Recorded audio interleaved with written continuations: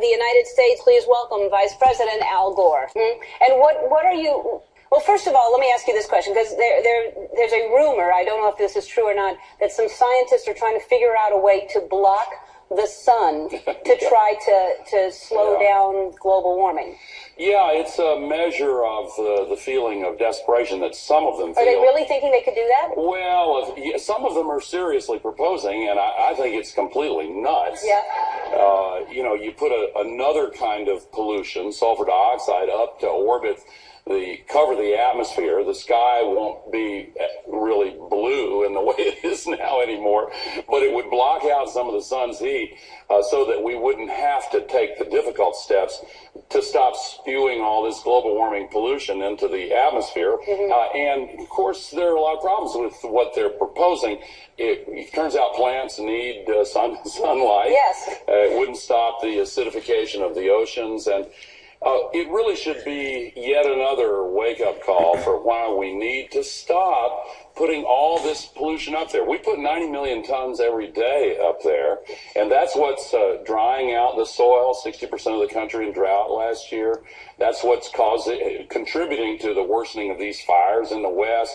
West Nile virus, worst outbreak ever last year, Superstorm Sandy. But we need to start speaking up and letting the elected officials know that the future matters to us. Our kids and grandkids matter to us, and we need to start cutting down on this pollution. Well, I think it does matter, but I think a lot of people just aren't educated enough, and it's because a lot of the information is kept from us, because a lot of people in power don't want us to know how bad it's getting and what we can do to change things. And I think there are things we can do to change. Like, give us some examples of what we could do to kind of reverse this. Well, we need to make choices in our own lives to try to use renewable energy where possible. A lot of utilities allow you to sign up for it. But most important of all, in our role as citizens, we need to speak up, use the internet, connect with others, and let the political system know that we care about this.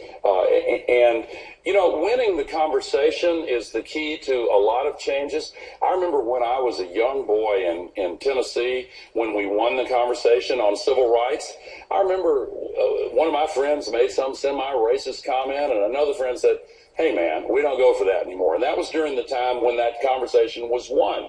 And the issue of gay rights. I saw a story recently about two gay guys waiting in the pizza line, and some homophobe made some nasty comment, and literally everybody else in the line spoke up and said, "Hey, cut that out." We're winning that conversation. It's a great thing. And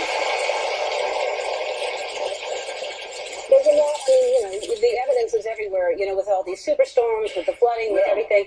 I mean, one of the reasons I'm vegan because I love animals, but it's also, for me, environmentally, they say that if every person just didn't eat meat, all meat, not just red meat, but chickens, one day a week, it would be the equivalent of taking 8 million cars off the road. Just one day a week. Paul McCartney started this Meatless Mondays campaign, which I think is a great campaign. And since January 1, I've been eating that way, and I'll tell you that it has made me feel better.